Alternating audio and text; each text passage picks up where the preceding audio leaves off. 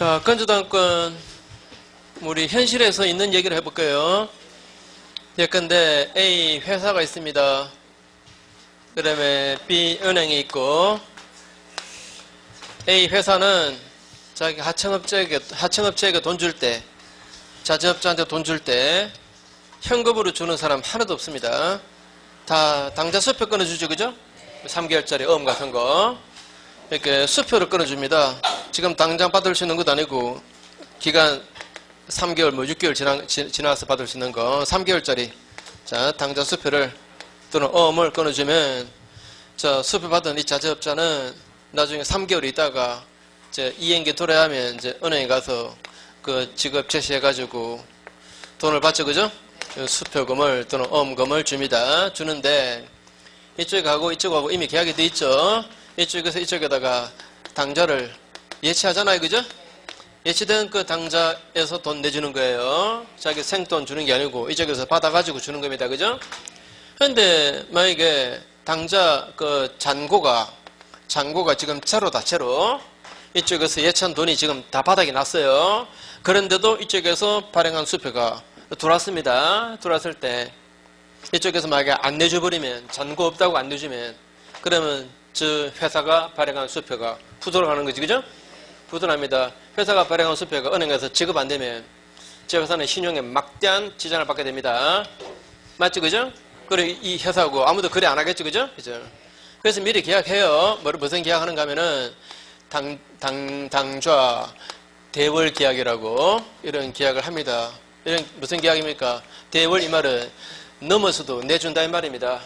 넘어서도 내준다. 즉 당좌 그 잔고가 제로 되더라도 그래도 돈 내주고 그렇게 돼 있어요.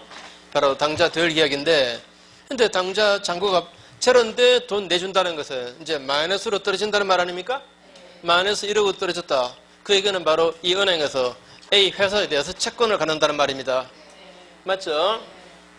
그래서 일단 은행에서는 이 회사 소유 재산에다가 담보를 저당 잡아놓고 그 다음에 해주는 거예요, 그죠? 그죠? 빵고 나도 돈 내준다는 것은 채권을 갖게 된다는 건데 일단 담보 잡아놓고 해줘야 될 거 아닙니까? 그런데 이 저당권으로 담보되는 채권이 말입니다. 이게 일정 금액으로 확정되어 있습니까? 늘었다 줄었다 이러고 있습니까? 늘었다 줄었다 이러고 있지, 그죠? 만약에 만에서 3억까지 떨어졌다가 그다음에 이쪽에서 당좌를 예치하면 그래서 플러스로 올라가면은 그러면 이제 은행은 A 회사에 대해서 채권 없는 거예요. 맞죠, 그죠? 그러다가 또 당좌가 바닥에 나버리면 그러면 또 채권이 생겨나는 거고, 그리고 또 당좌가 또 돈이 들어오면 당좌가 또 예치가 되면 말입니다. 그럼 또 채권은 없어지는 거고 이러고 있지, 그죠? 그러니까 줄었다 늘었다 이러고 있습니다.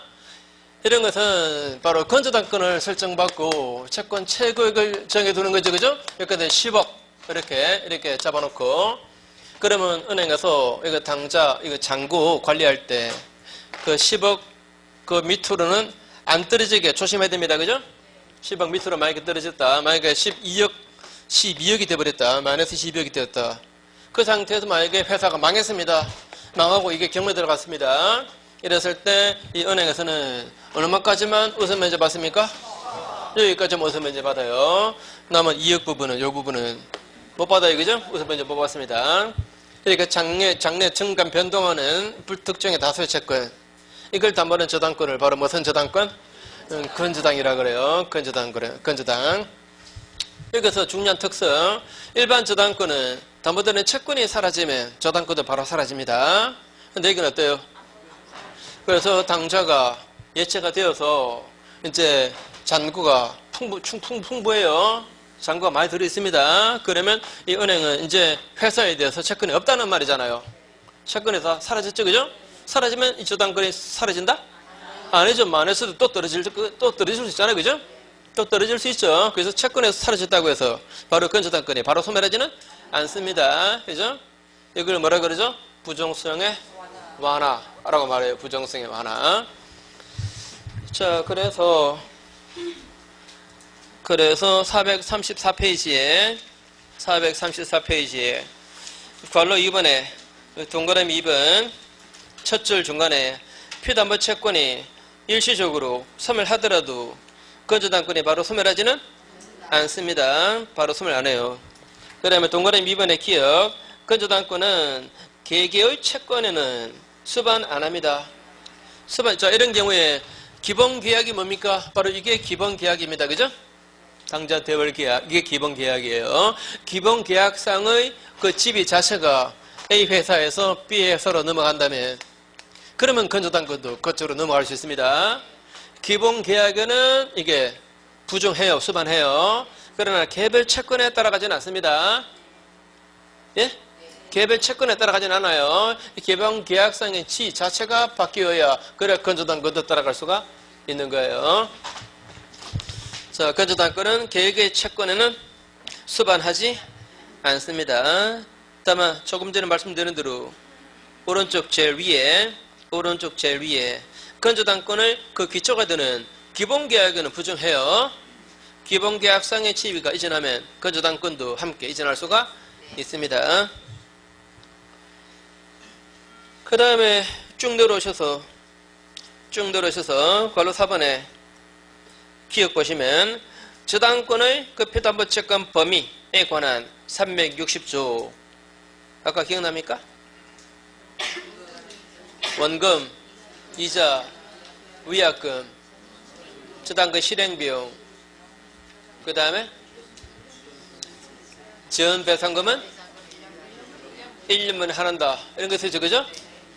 요게 건조당권에도 일단은 적용되지만 연체이자 1년만에 하는다는 거, 요거는 건조당권에 적용될 필요 있습니까? 없습니까?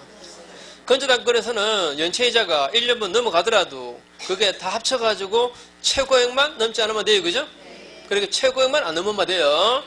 최고액만 넘지 않으면, 자, 두 번째 줄, 지연배상은 1년 만에 하나지 않습니다. 그 최고액의 한도 내에서는 모두 다 담보돼요. 그 다음에 저당권 실행비용은, 실행비용 요거는 포함 안 됩니다. 안 되고, 요거는 따로, 별도로 최우선 면제를 받습니다. 그 다음에 뒷페이지 가시면 동그라미 2번에 피담보채권의 확정. 자, 이게 상당히 중요한 겁니다. 다 외우셔야 됩니다. 자, 먼저 약정 시기가 도래했다. 말하자면 당사자가 미리 채권액을 확정 짓는 시기, 즉 결산기, 이걸 만약에 정했을 때 말입니다. 그 기한에 도래하면 그 시점에 채권으로 확정되는 거예요. 자, 그러나 현실에서는 보통 안 정합니다. 다시 채권액을 확정 짓는 결산기를 만약에 정했다면 그 기한 도래하면 그 시점에 채권으로 확정되는 거예요. 그 다음에 B번에 거래 관계가 종료되었다. 자, 존속기간 약정 없는 경우에 만약에 계속적 거래가 종료되었습니다. 그리고 더 이상 채권이 발생할 가능성이 없게 되었다면 그 시점에 채권으로 확정됩니다.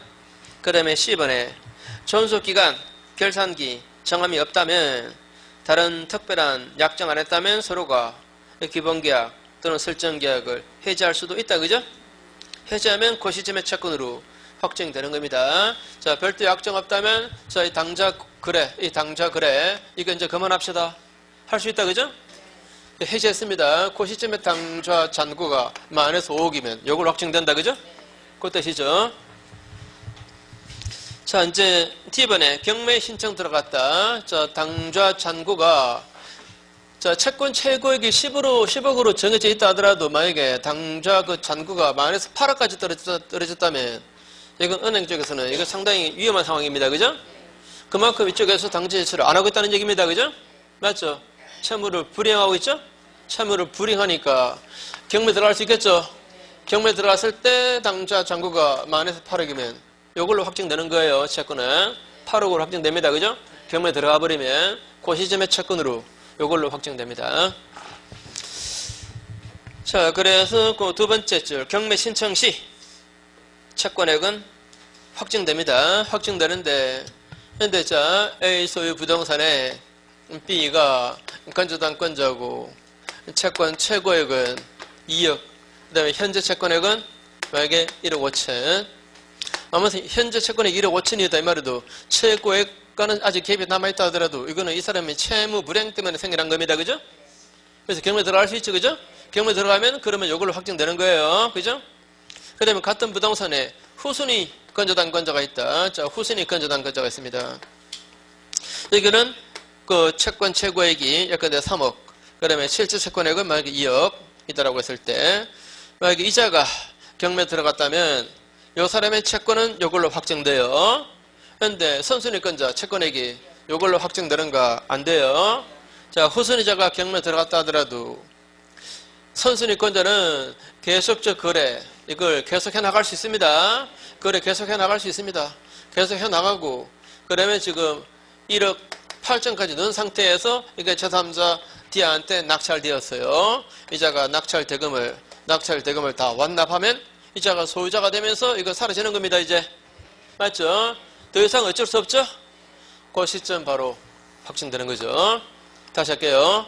원래 경매 들어갔을 때 채권액은 확정돼요. 그러나 후순위자가 경매 들어갔을 때는 선순위권자의 채권액을 나중에 이 경락대금 완납할 때, 그래서 여기 소멸할 때 그때 가야 확정됩니다. 맞습니까? 왜 멀뚱히 보시는 분이 계실까?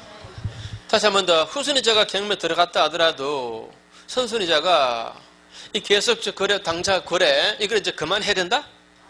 그럼 부당하다잖아요. 그죠? 후순위자 때문에 이 사람이 이 거래 이걸 그만 이제 중지시켜야 된다. 이거 부당해요.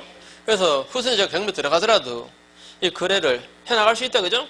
당좌 거래 해나갈 수 있습니다.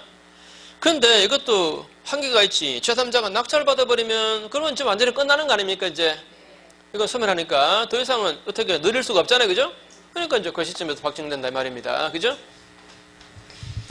그래서 그 두 번째 줄, 다만 후순위자가 경매를 신청했을 때에는 선순위자의 그 채권액은 그 근저당권이 소멸되는 시기, 즉 경락인이 경락대금을 완납할 때, 이때 확정됩니다. 이거는 뭐 워낙 잘 나오는 얘기죠. 그 다음에 이번에 채무자가 파산 선고받았다, 또는 회사 정리 절차 개시되었다, 이러면 채권이 동결돼 버립니다. 그래서 채권액은 확정되는 거예요. 그 다음에 F, 채무자 합병에 관해서 물상보증인이 근저당 계약의 존속에 동의 안 했다. 무슨 말입니까? 자, A가 있고 B 회사에 대해서 채권을 가지고 있고, 이 채권은 계속적 거래에서 생겨나는 채권이고, 그다음에 C가 저당권을 설정해주면 건저당입니다. 계속 거래에서 생겨나는 채권, 건저당권 설정해 줬습니다. 그런데 B 회사가 이게 D 회사로 합병이 돼버립니다. 합병돼 버려요. 자, 이거는 C 입장에서 중요합니까, 안 중요합니까? 자기는 B 회사를 위해서 이거 한 거예요. 이 회사를 위한 것은 아니었습니다. 그죠? 그럼 이 회사를 위해서 건저당 그 설정자로서 책임을 계속 질까 안 질까, 이걸 판단해 봐야 되겠죠. 그래서 이 부분에 관해서 나는 내가 설정자로서 책임을 지겠다는 거 동의 못 하겠다 하면 이제 그 시점에 채권으로 확정되는 거예요. 그죠? 자, 그 다음에 이제 니은에 확정되면, 이제 확정되었습니다. 확정되면, 그러면 채권액이 확정되었으니까 이제는 근저당권 아닙니다. 이제는 보통 저당권입니다.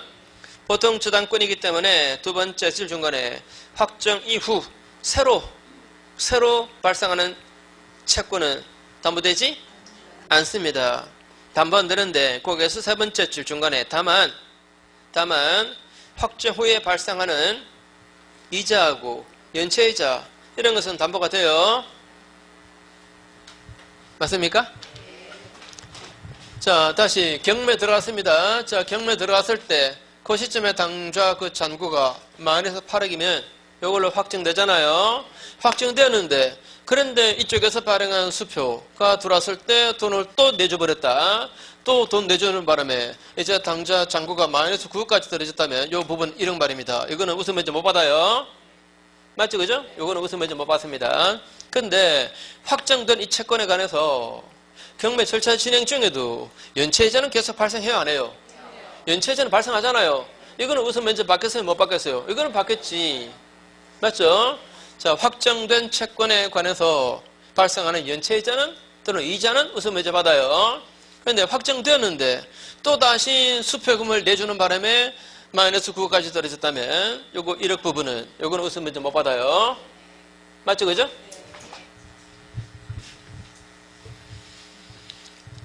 자, 한 번만 더. 자, 확정되고 난 다음에 그 다음에 새로 생겨나는 원금 채권은 그런 웃으면 이제 못 받는다, 그죠?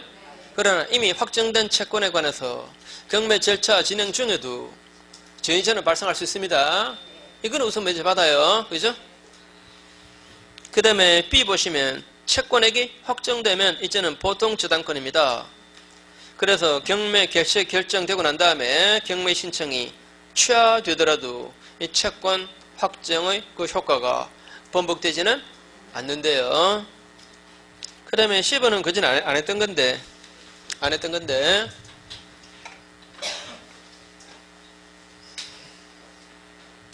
자, A가 B에 대해서 계속적 거래에서 생기는 채권이 있고 이걸 담보하려고 건조당권을 설정받았습니다. 아직 채권액이 확정 안 된 상태에서 당사자 합의로 채무자를 C로 변경시키는 그런 합의를 했다. 자, 채무자를 변경시키는 합의했습니다. 상관없습니까? 채무자를 바꿔도 괜찮아요. 자, 중요한 것은 채권 최고액입니다. 이거는 만약에 후순위자가 있다면 이걸 함부로 바꾸면 안 돼요. 그죠? 채권 최고액이 만약에 5억이라면 5억 한도에서는 이자가 이미 손 잡아놨고 나머지는 이자가 잡은 거잖아요. 그래서 채무자가 바뀌더라도 또는 채권의 범위가 바뀌더라도 관계없습니다. 이 사람한테 이해관계 없어요. 맞죠? 그죠? 그래서 만약에 채무자를 변경시켰다. 자, 채무자가 변경되었습니다. 변경되면 말입니다. 변경 전의 채무자에 대한 채권은 더 이상 담보 안 되고 변경 후의 채무자에 대한 채권만 담보된대요. 또 채권의 범위를 만약에 바꾸었다. 채권의 범위를 만약에 이걸 변경시켰다면 변경 전의 범위에 속했던 채권은 담보 안 된대요. 변경 후의 범위에 속하는 채권 그것만 담보된답니다. 한 번 더, 자, 채권이 확정되기 전이면 채무자를 바꿀 수도 있고 이 채권의 범위를 바꿀 수도 있다. 근데 만약에 바꿔버리면 바뀐 후의 채무자에 대한 채권, 바뀐 후의 범위에 속하는 채권만 담보되고 바뀌기 전에 채무자에 대한 채권, 바뀌기 전에 범위에 속하는 채권 그거는 담보가 되지 않는다 이렇게 말합니다. 자, 결론만 C번 보시면 건조당권은 채권이 확정되기 이전이면 채권의 범위라든가 채무자를 변경할 수도 있다. 이랬을 때, 자, 밑에서 두 번째 줄 중간에 채권의 범위나 채무자가 변경되었다면 변경 후의 그 범위에 속하는 채권 또는 변경 후의 그 채무자에 대한 채권 요것만 담보되지 변경 전의 범위에 속했던 채권 그 변경 전의 채무자에 대한 채권 이거는 더 이상 담보되지 않는다 이렇게 말해요. 자, 그 다음에 밑에 동그라미 3번입니다. 동그라미 3번 시험에 잘 나오는 얘기죠. 자, A 소유 부동산에 B가 건조당권자고 채권 최고액은 2억 실질 채권액은 3억까지 넣은 상태입니다. 이 상태에서 설정자인 채무자 이자가 이거 소멸시키려면 이거 다 갚아야 됩니다. 그래 안 그래요? 다 갚아야 돼요. 근데 우리 아까 했습니다. 만약에 이 부동산을 나중에 산 사람 제3취득자 같으면은 얼마까지만 변제해주면 됩니까? 2억까지만 변제해주면 이거 소멸시킬 수 있어요.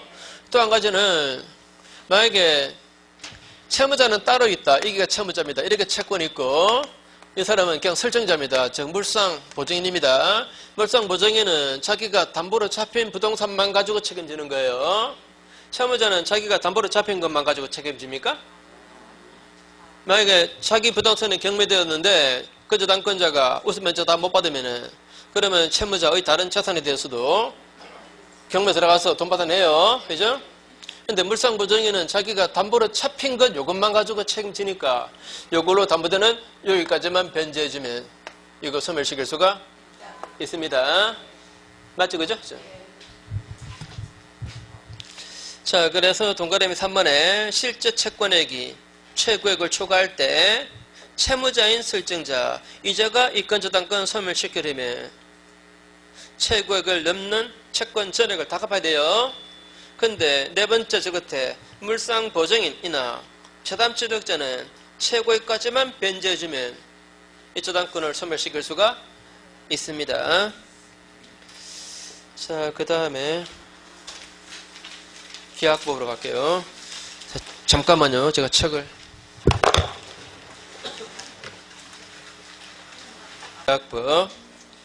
계약법의 그 450페이지 약관은 우리가 그 전에 공부 안 했었죠.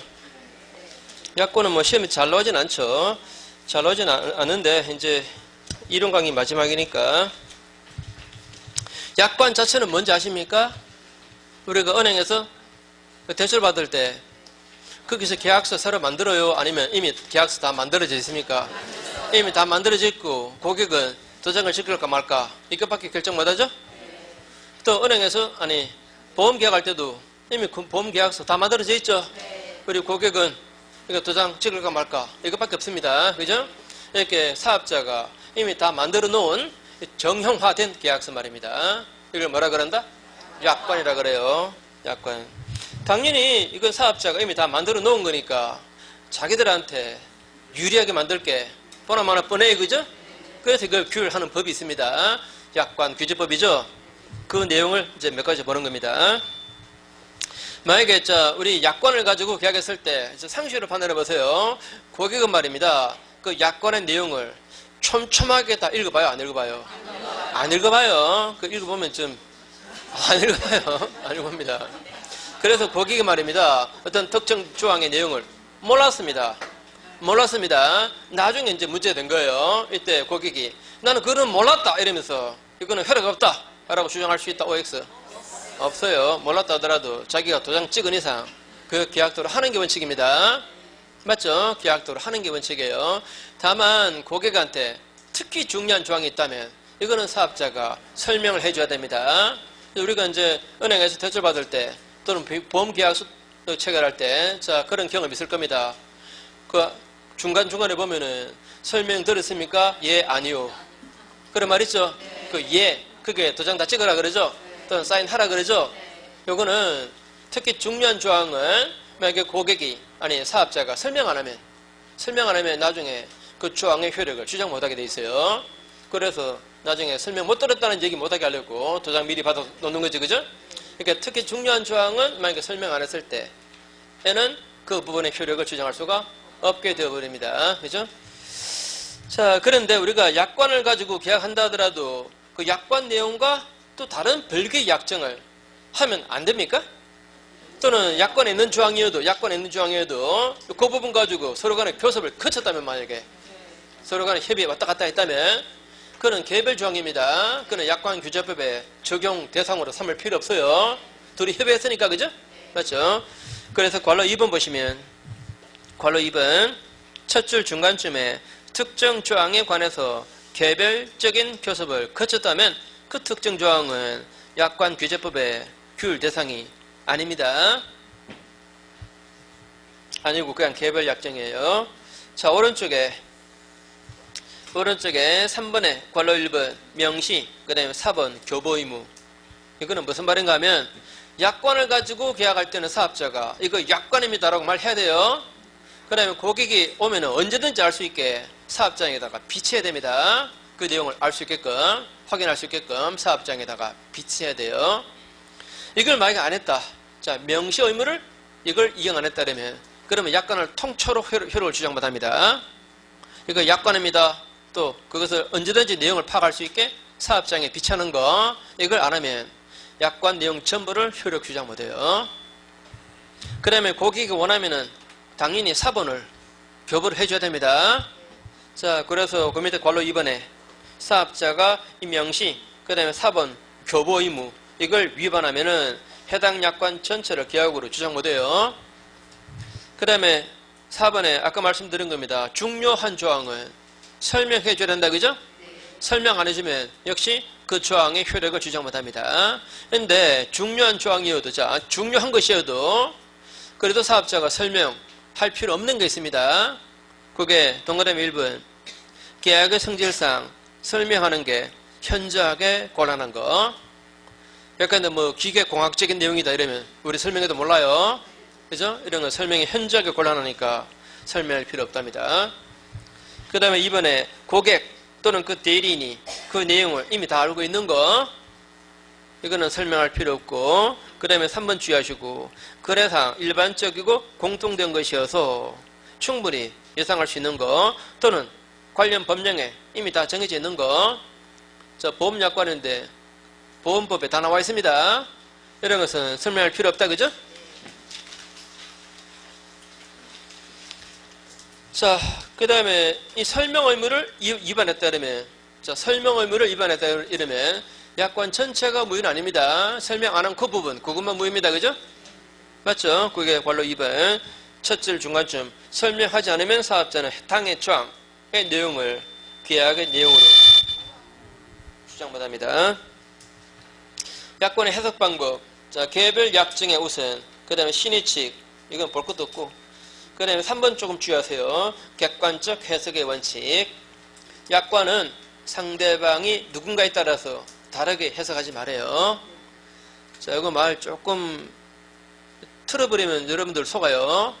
요거는 만약에 고객의 경제력에 따라서 뭐 약자에게는 더 유리하게 틀린 얘기입니다. 또는 뭐 학습 능력에 따라서 이 능력이 높은 사람이다, 또는 낮은 사람이다에 따라서 뭐 다르게 해석한다. 또는 뭐 학력에 따라서 다 필요 없습니다. 자, 고객의 누군가 이런 거 필요 없어요. 자, 똑같이 해석하래요. 그 다음에 4번에 작성자 불이익의 원칙. 작성자가 누굽니까? 고객이 작성을 해요?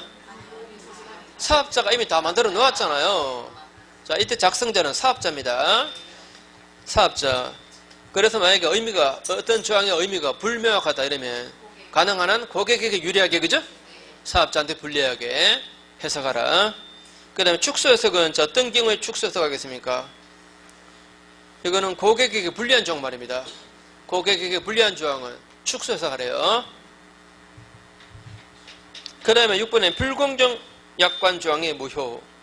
자, 약관법을 보면은 이런 것들은 불공정이다. 이런 내용들이 상당히 많이 있습니다. 상당히 많이 있는 것을 책에 옮길 수가 없으니까 제가 샘플만 몇 가지 옮겨놨는데 사실 이거 안 봐도 다 알아요. 딱 보면은 내용이 불공정이에요. 아무거나 한번 짚어서 보세요. 불공정인지 아닌지. 자, 아무거나 한번 짚어보세요. 자, 4번 보세요. 사업자가 업무상 알게 된 고객의 비밀을 정당한 이유 없이 누설했다. 불공정 맞죠? 그래서 아무거나 짚어봐도 다 불공정이에요. 자, 샘플만 지금 몇 가지 옮겨놨는데 이게 너무 내용은 뻔해요. 딱 보면 다 불공정입니다. 아무튼 자, 어떤 조항이 만약에 불공정이다 이러면 그 조항 그것만 무효입니다. 맞죠? 나머지는 흐르겠죠, 그죠? 나머지는 흐르겠습니다. 그래서 이제 결론 그 밑에 괄호 2번 일부 조항이 무효이어도 약관 내용 전부가 무효가 있다는 것은 아니고 계약의 나머지 부분은 그냥 효력했다, 그죠? 자, 어떻습니까? 이 부분 보니까 우리가 공부했던 일부 무효의 원칙과 좀 다르죠? 자, 민법상의 일부 무효의 법리는 원래 일부가 무효면 전부 다가 무효다, 그죠? 그런데 약관 안 그래요. 약관은 일부가 무효일 때 그것만 무효다, 그죠? 나머지는 유효다, 그죠? 그러니까 민법상의 일부 무효의 법리와는 다르죠, 그죠? 자, 그 다음에 계약의 종류 뒷페이지 넘어가 보시면 제일 윗줄에 쌍무계약에서는 동시행의 항변권, 그 다음에 위험부담 문제가 생긴다는 거. 다시 동시행의 항변권하고 위험부담 문제는 무슨 계약에서 생겨나는 문제다? 쌍무계약에서 생기는 문제다. 그 다음에 밑으로 내려오셔서 괄호 3번의 두 번째 줄 끝에 쌍무계약은 모두 유상계약이다. 근데 유상계약이 모두 쌍무는 아니고 예컨대 현상광고는 유상계약이면서 이게 쌍무가 아니고 편무다, 그죠? 자, 혹시 이건 무슨 말인가 싶으면 외우세요. 뭐 지금 이거 가지고 뭐 그 전체는 그렇게 강의할 수 없습니다. 자, 그냥 외우셔도 괜찮겠죠, 이거는? 자, 그냥 외우시고 오른쪽에 낙성계약, 그 다음에 요물계약. 요물계약은 낙성계약은 뭡니까? 의사표시 합치만 가지고 성립하는 계약, 그죠? 의사표시 합치만으로 성립하는 계약. 요물계약은 뭐 일정한 물건의 인도 이런 게 있어 성립하는 계약. 그럼 일반적으로는 낙성이겠습니까? 요물이겠습니까? 보통은 다 낙성이에요. 맞죠? 그죠? 일반적인 계약은 전부 다 낙선 계약입니다. 요물 계약은 딱 3개밖에 없습니다. 그 두 번째 줄 중간에 현상 광고, 그 다음에 세 번째 줄 끝에 대물 변제, 계약금 계약, 보증금 계약 딱 4개예요. 외우세요. 간단하게 한번 설명해 볼게요. 현상 광고는 이런 거잖아요. 그 전에 공부하시는 분은 아실 겁니다. A라는 사람이 신문에 광고를 했습니다. 이런 물건을 만들어 오면은 2천만 원 주겠다고. B가 그 광고를 보고서 자기는 이런 물건을 만들 수 있는 사람이에요. 그래서 그 물건을 만들어 왔습니다. 물건을 만들어 오면 그러면 이제 계약에 성립해요. 요물계약 맞죠? 물건을 만들어 와야 성립합니다. 그러니까 요물계약입니다. 자, 요물계약. 그런데 이제 계약이 성립하고 나면은 계약상의 채무는 한쪽에만 남아 있습니다. 이쪽에서 보수를 지급할 채무. 이것만 남아 있습니다. 자, 다시 계약 성립하고 나면은 이쪽에는 채무가 남아 있습니까? 안 남아 있습니까? 이쪽에서는 물건 가져왔잖아요. 그죠? 가져오면 그러면 계약 성립했어요. 계약 성립하고 나면 이제 한쪽에만 채무가 남았다 이 말입니다. 그래서 편무라 그래요.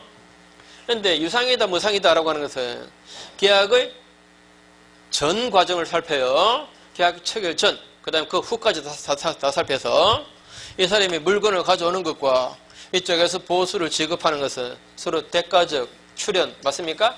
서로 대가적인 출제하는 거죠. 그래서 유상이라 그래요. 그런데 편무다 쌍무다 이거는 계약 체결되고 난 그 다음에 문제입니다. 예? 계약 체결된 후에 그걸 보는 거예요. 자, 일단 물건 가져오면 계약되었고 계약되면은 이제 이쪽에만 채무가 남아있죠. 그래서 무슨 계약? 편무계약이라 그래요. 이해했죠? 혹시 이해 안 되면 그냥 외우시고. 아무튼 현상광고는 자, 두 가지. 이거는 편무계약이다라고 하는 거. 그 다음에 무슨 계약도? 요물계약이다. 물건을 가져와야 성립하는 거다. 요물계약. 그 다음에 대물변제도 자, 보세요. A가 B한테 1억 원의 채권을 했습니다. 그런데 B가 돈이 없습니다. 없어서 대신에 이 땅을 주면 안 되겠습니까? 라고 물어봐야 되겠죠. 청약해야 됩니다. A쪽에서 그 땅이면 괜찮지요 라고 청약해야 됩니다. 그냥 얘 따먹어라 이러면 됩니까? 안 돼요. 그죠? 자, 이걸로 되겠습니까? 라고 물어보고 이쪽에서 그거면 되겠습니다 라고 의사합치 돼야 돼요. 그렇죠. 계약입니다. 이것도. 그런데 대물을 현실적으로 저쪽에 갖다 줘야 성립하는 겁니다. 그래서 무슨 계약이다? 요물계약이다. 이렇게 말해요. 자, 계약금 계약은 우리 알고 있는 거죠. 요물계약인 거. 보증금 계약도 돼요. 보증금 계약도. 막 임대차에서 막 보증금을 내기로 합의했다. 자, 임대차 계약이면 반드시 보증금을 내야 됩니까? 보증금 안 내는 임대차 계약도 많아요. 고시원 같은 거, 그죠? 이런 보증금 없죠? 그냥 월세만 했죠, 그죠? 보증금을 낸다, 안 낸다? 이것도 합의하기 나름이에요. 그래서 이것도 계약입니다. 다만 보증금을 현실로 지급해야 성립해요. 맞죠? 그래서 요물계약입니다. 자, 그 다음에 여러분들이 공부를 이제 꽤 많이 했으니까 상식으로 판단해 보세요.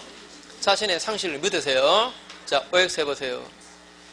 계약의 당사자가 그 계약으로 발생하는 법률효과 이것을 제대로 인식 못했다면 그러면 그 계약은 불성립 내지는 무효다. OX. 자, 계약의 당사자가 말이죠. 그 계약으로 발생하는 법률효과 이걸 제대로 인식 못했습니다. 그러면 그 계약은 불성립 내지는 무효. X? 왜 X예요? 자, 계약으로 발생하는 법률효과가 뭡니까? 자기가 취득하는 권리, 의무 이게 법률효과죠, 그죠? 그게 법률효과예요. 내가 이 계약으로 무슨 권리를 취득하는지 무슨 의무를 지게 되는지를 이걸 제대로 인식을 못했습니다. 그러면 그 계약이 불성립입니까? 그 계약이 무효입니까? 아니죠. 이거는 경우에 따라서 그게 아주 중요한 부분이면 취소하겠다 이런 문제일 뿐이지. 그래 안 그래요? 취소하겠다 이런 문제가 될지언정 무효나 불성립은 아닙니다. 법률효과를 제대로 인식 못했다고 해서 무효 또는 불성립은 아니에요. 자, 밑에 괄호 2번 보시면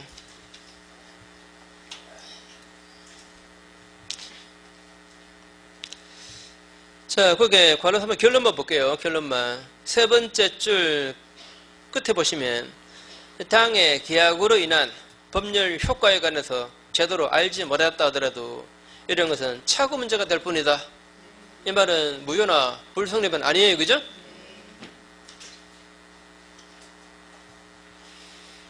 그 다음에 뒷페이지 그 중간에 관로사 3번 청약의 유인이 뭐죠? 청약의 유인. 청약의 유인. 요거는 상대방으로 하여금 청약을 하게 하는 거죠. 청약을 하게 하는 거. 가장 대표적인 예가 예? 구인 광고.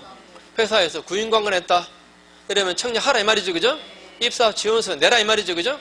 그래서 입사 지원서 내는 게 그게 청약이죠. 그죠? 자, 이게 청약의 유인입니다.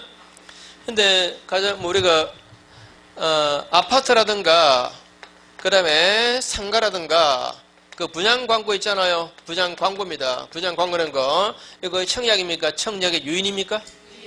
이거 청약 아닙니다. 그죠? 청약의 유인입니다. 청약의 유인이기 때문에 원칙적으로 분양 광고 그 내용 그것이 분양 계약의 내용이 된다 안 된다? 안 됩니다. 이거는 청약이 아니기 때문에 청약의 유인이기 때문에 분양 광고의 내용 이게 바로 계약의 내용이 되지는 않습니다. 바로 계약의 내용이 되지는 않는데 근데 아파트 분양 광고 중에서 아파트의 그 외형 그 다음에 재질 그 다음에 내부의 부대 시설 같은 거 자 어떻습니까?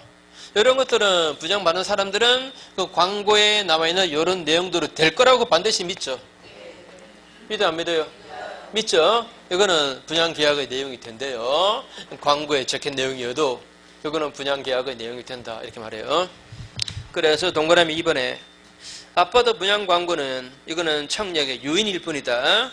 그 얘기는 이 광고 내용이 분양계약의 내용이 되진 않는다. 그죠? 그러나 분양광고 내용 중에서 아파트 그 외형, 재질, 부대, 시설에 관한 거 이런 것은 당연히 될 거라고 수분양자들은 다 믿습니다. 그죠? 그래서 이거는 분양계약의 내용이 됩니다. 자, 우리 공부 많이 했으니까 의사표시를 발신한 후 이 표의자가 죽었습니다. 죽었다 하더라도 상대방에게 도달하면 정상적인 효력이 발생합니다. 또 의사표시를 발신한 후 말입니다. 이 표의자가 법원에서 한정, 후견, 개시 선고 받았습니다. 그래도 이게 도달하면 효력 발생해버립니다. 맞습니까? 그래서 보내고 난 다음에 한정, 후견, 개시 선고 받았다고 해서 내가 그 전에 보낸 거 취소하겠습니다. 된다 안 된다? 안 됩니다. 안 돼요. 그죠? 안 돼요. 자, 그럼 이거 한번 판단해 보세요. A라는 사람이 이 물건을 팔겠다고 청약서를 보냈습니다. 청약 보낼 때는 그 내용이 구체적이라 해야 돼요. 아시죠? 조건, 가격 이게 구체적으로 해야 돼요. 자, 이걸 청약서를 보내고 그 다음에 발신하고 난 다음에 A가 사망해 버렸습니다. 사망했고 근데 B가 우편물로 갔으니까 B가 받았어요. 자, 이자한테 도달했으면 죽었다 하더라도 이 청약은 효력이 발생해요. 그죠? 그 다음에 B가 좋습니다 라고 승낙서를 만약에 보냈고 그것을 죽은 이 사람의 그 상속인이 받았다면 그러면 정상적인 계약은 되는 겁니다. 자, 다 하실 거고 여러분 어떻습니까? A라는 사람이 이 물건을 팔겠다고 B한테 청약서를 보냈습니다. 근데 보내고 난 다음에 갑자기 자, 법원에서 한정, 후견, 개시 선고 받았습니다. 제한능력이 돼버렸어요. 제한능력. 그런데 도달을 했습니다. 이때 A가 나는 피한정 후견이다 이러면서 내가 보낸 것을 취소하겠다. 돼요 안 돼요? 안 되잖아요. 안 됩니다. 이것도 정상적인 효력이 발생해요. 그 다음에 이제 B가 좋습니다. 사겠습니다 라고 승낙서를 보냈습니다. 그걸 A가 받았습니다. 그러면 이 계약은 자, 정상적으로 성립한다. OX 성립한다. OX 자, 이 사람이 받았어요. 자, 청약 그 다음에 발신 후에 제한능력이 돼버리고 그 다음에 B한테 우편물로 도달했고 그 그럼 이자가 보냈고, 이자가 받았고. 자, 어디가 문제가 있습니까? 요거죠. 요 부분 문제죠. 자, 의사표 시에, 이 의사표 시에 상대방이 이를 받은 때에 제한 능력자이라면 이 사람은 이 의사표시로 대항할 수 없다. 이 사람은 이거 승낙 효력 주장 못해요. 이런 경우는 계약 안 돼요. 그죠? 자, 이 부분하고 이 부분하고 혼동하지 마세요. 사례가 나왔을 때, 그죠? 자, 이쪽에서 받았을 때는 분명히 이게 된 상태에서 받은 거예요. 이거는 문제가 생겨나 버립니다. 그죠? 자, 오른쪽에 우리 이미 알고 있는 거 확인. 두 번째 줄, 청약을 발신한 후 상대방에게 도달하기 전에 청약자가 사망하더라도 또는 제한 능력자가 되더라도 일단 그 청약 자체는 효력에 아무런 영향이 없습니다. 그죠? 문제 없습니다. 그 다음에 뒤로 넘어가시고, 자, 뒷페이지에 그 내용들, 자, 우리 그 전에 많이 했던 건데, 자, 한 번만 더 확인.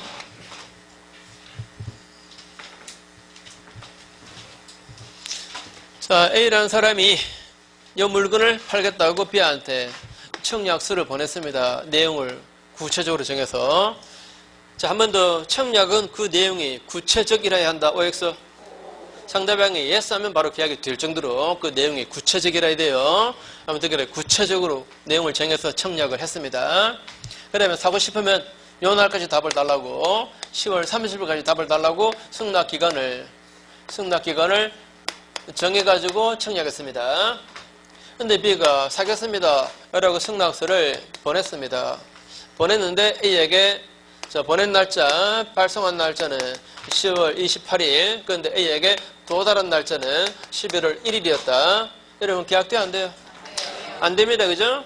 청약은 언제까지만 효력이 유지된다? 요 날까지만. 그죠? 자, 요 날까지 이 승낙을 이자가 받지 못하면 요 청약은 효력을 잃는다라고 했습니다. 맞죠? 그죠? 그래서 계약 안 돼요. 안 되는데, 다만 이 연착된 이 승낙을 A가 새 청약으로 보고, 그 다음에 팔겠습니다 라고 승낙해주면 계약되는 거죠. 그죠? 자, 그 다음에 또 한 가지. A라는 사람이 이 물건을 제가 팔겠습니다 라고 청약하면서 사고 싶으면 요 날까지 답을 주세요 라고 승낙 기간을 정해서 청약했습니다. B가 사겠습니다 라고 승낙서를 보냈는데 그게 A에게 도달한 것이 11월 1일이면 계약 안 된다 그랬죠? 안 되는데 이자가 승낙서를 발송했던 것은 10월 23일쯤에 보냈었다 만약에. 근데 우편사고 때문에 이렇게 된 거예요. 우편사고 때문에. 아무튼 지금 현 상태에서 계약은 안 된 겁니다. 안 됐지만 이 사람이 이렇게 일찍 보냈으니까 B 자신은 분명히 계약이 되는 걸로 믿고 있겠죠. 계약이 되는 걸로 믿고 있습니다. 그것을 A가 보호를 해줘야 됩니다. 당신의 승낙서가 늦게 도착했다고. 그래서 계약은 되지 않았다고. 맞죠? 그죠? 연착의 통지를 해줘야 됩니다. 통지를 해줘야 돼요. 그런데 이걸 안 하면 그러면 연착되지 않은 걸로 봐요. 맞습니까? 연착되지 않은 걸로 본다. 이 말은 계약의 성립이 강제돼 버립니다. A가 이미 이 물건을 다른 사람에게 판 계약을 한 후라도 그래도 계약 성립해버려요. 맞죠? 그러면 둘 중에 한 사람에게는 손해배상을 해줘야 됩니다. 이렇게 계약 성립이 강제돼 버린다. 자, 강제되는데 이 경우에 말입니다. 이 경우에 계약 성립일자는 며칠자가 된다 그랬죠?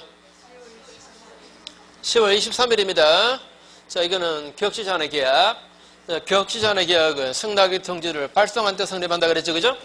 자, 격시자한의 계약은 승낙의 통지를 발송한 때 이때 성립해요. 그죠? 자, 그런데 만약에 이 사람이 10월 31일에, 31일이면 승낙 기간은 지났죠? 그 다음에 승낙서가 A에게 도달은 안 했죠? 안 했죠? 31일에 이걸 C라는 사람에게 파는 매매 계약을 합니다. 해도 괜찮죠? 하면서 당신의 판단은 말이 없어서 제가 C한테 파는 겁니다. 라고 말해 줬습니다. 그 말은 이쪽에 승낙서가 나한테 도착 안 했다. 그죠? 지금 지연되고 있다고 말해 준 거죠. 그죠? 지연의 통지를 만약에 보냈었다면 말입니다. 이거 할 필요 있어요, 없어요? 할 필요 없죠. 지연의 통지를 보냈었다면 이게 우편사고 때문에 설사 이쪽에 도달 안 했다 하더라도 그래도 계약 성립이 강제되는 불이익을 당하지는 않습니다. 이거는 무슨 주의? 누가 발송주의래? 물론 발송주의도 맞는 말입니다. 발신주의? 발신주의. 괜찮아요. 자, 이거는 발신주의입니다. 자, 다시 연착한 승낙에 대한 지연의 통지, 그죠?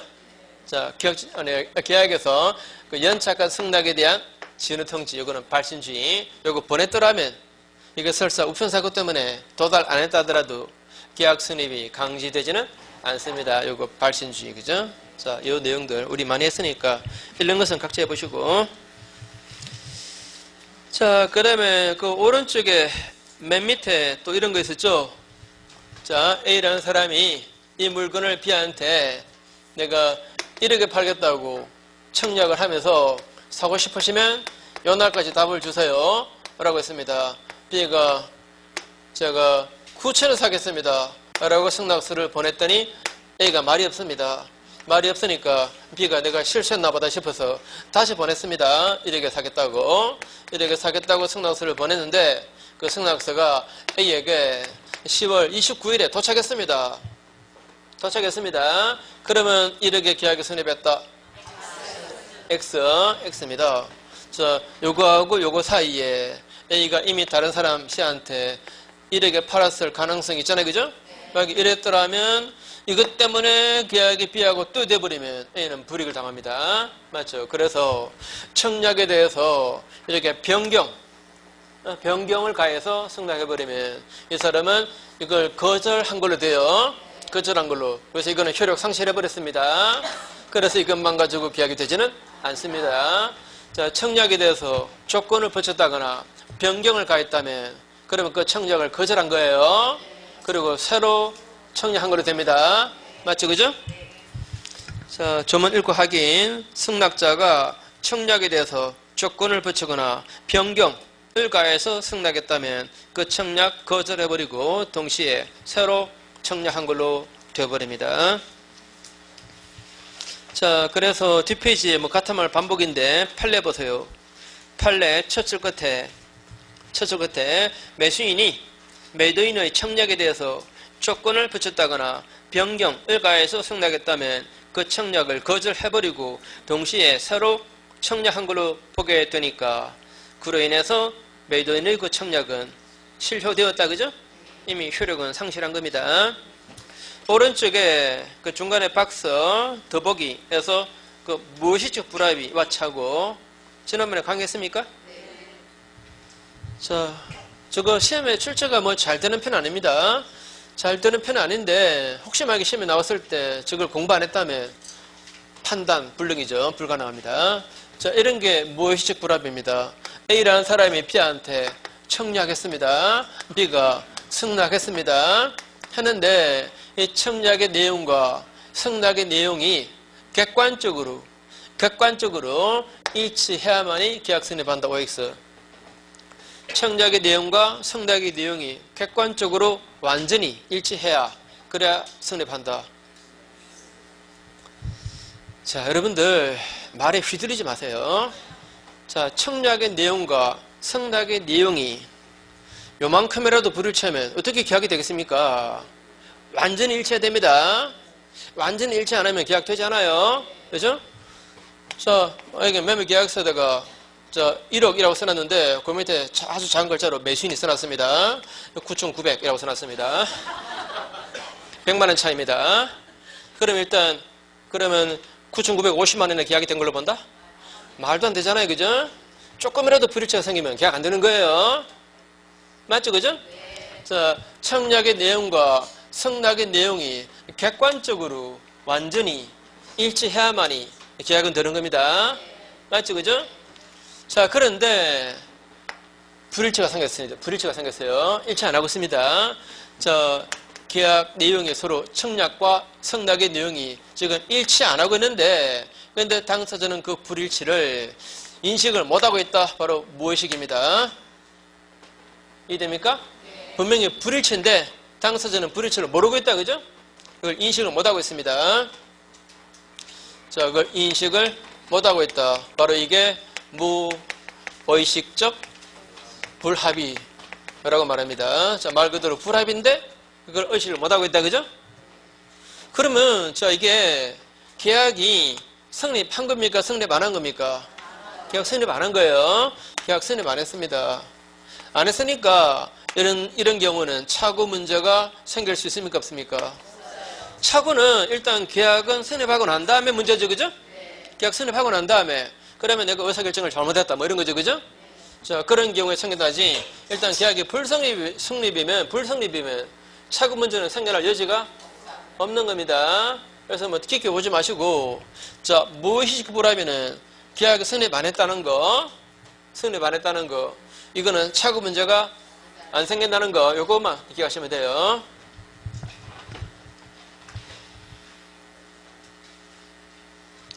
자, 그래서 그 결론만 볼게요. 그게 두 번째 줄 끝에 계약이 성립할 수 없으며 따라서 착오를 이루 취소도 할 수가 없다. 자, 밑에 두 개 주면 아주 쉬운 거니까 각자 읽으시고, 자, 잠깐 쉬세요.